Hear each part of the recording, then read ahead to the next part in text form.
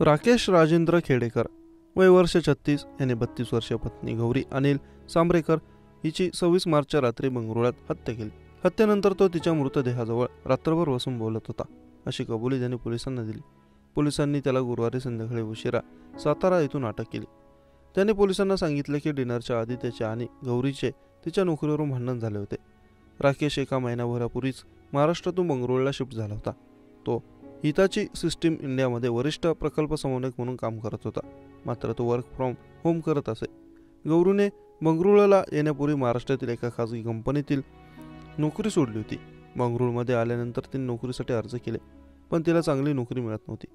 गौरी तिच्या बेरोजगारीसाठी राकेशला जबाबदार धरत होती. त्यामुळे ती सतत महाराष्ट्रात परत जाण्याचा आग्रह करत होती असं राकेशने पोलिसांना सांगितलं. याच कारणावरून दोघांमध्ये सतत भांडणं होत होती. घटनेच्या रात्री याच मुद्द्यावरून दोघांमध्ये जोरदार भांडण झालं. गौरीमुळे आपला रागावर ताबा राहिला नाही आणि आपण तिला कानशिलात लागवली. त्यामुळे तिने किचनमधील चाकू उचलून माझ्यावर फेकला असं राकेश म्हणाला. यात राकेश किरकोळ जखमी झाला. त्यामुळे रागाच्या भरात राकेशने तिच्या मानेवर अनेक वार केले असं एका वरिष्ठ पोलीस अधिकाऱ्याने सांगितलं. गौरीचा मृत्यू झाल्यानंतर राकेश रात्रभर तिच्या मृतदेहाजवळ बसून बोलत होता. तपास अधिकाऱ्यांच्या माहितीनुसार तो तिला सतत प्रश्न विचारत होता की ती माझ्याशी का भांडली, तिने तिच्या बेरोजगारीसाठी त्याला का जबाबदार धरलं आणि तिला बेंगरुळला आल्याचा इतका राग का होता.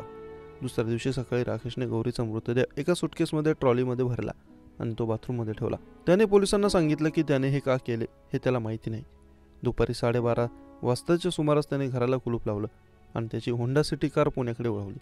संध्याकाळी 5 ते 5:15च्या दरम्यान त्याने तळमजल्यावर राहणाऱ्या एका भाडेकरूला फोन केला आणि सांगितलं की त्याच्या पत्नीने आत्महत्या केली आहे. काही वेळाने त्याने पत्नीची हत्या केल्याची कबुली दिली. त्याने घरमालकाला याबाबत माहिती दिली. ते तातडीने घटनास्थळी पोहोचले आणि पोलिसांना याबाबत सांगितलं. पोलिसांनी तत्काळ कारवाई करत राकेशच्या हालचालींवर लक्ष ठेवलं. महाराष्ट्र पोलिसांच्या मदतीने त्याला ताब्यात घेतलं. गौरीने रात्रीच्या जेवणासाठी भात आणि कुर्मा बनवला होता, पण भांडण आणि तिच्या मृत्यूनंतर राकेशने जेवणही केलं नाही. पोलीस घटनास्थळी पोहोचले तेव्हा कुकरमध्ये भात तसाच होता. त्याने तपास अधिकाऱ्यांना सांगितले की त्याने घर सोडण्यापूर्वी काहीही खाल्लं नव्हतं. आत्मसमर्पण करण्यापूर्वी राकेशने फिनाईल पिऊन आत्महत्या करण्याचा प्रयत्न देखील केला, पण पोलिसांनी त्याला वेळेत शोधून काढलं आणि त्याला तातडीने जवळच्या हॉस्पिटलमध्ये दाखल केलं.